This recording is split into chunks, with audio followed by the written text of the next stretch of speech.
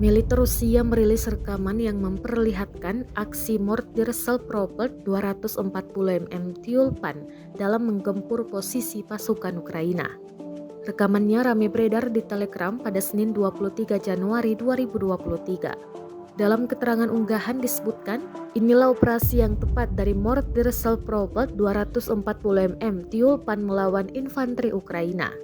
Angkatan bersenjata Ukraina tampak bersembunyi di reruntuhan, tetapi massa ledakan mortir dari 31,9 hingga 46,5 km berhasil menghancurkan gedung tersebut.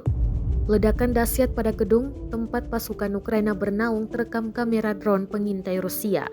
Rekamannya pun menuai berbagai komentar dari warganet.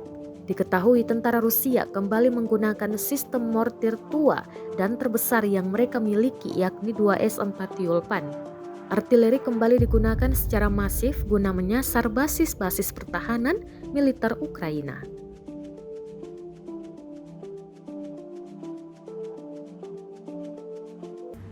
Rusia melaporkan 376 pesawat Ukraina, 203 helikopter, 2.934 kendaraan udara tak berawak, 401 sistem rudal anti pesawat dieliminir sejak awal operasi khusus.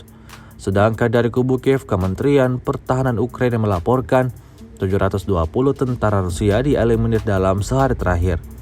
Total 121.480 prajurit Rusia meninggal sejak awal konflik hingga hari ke-335.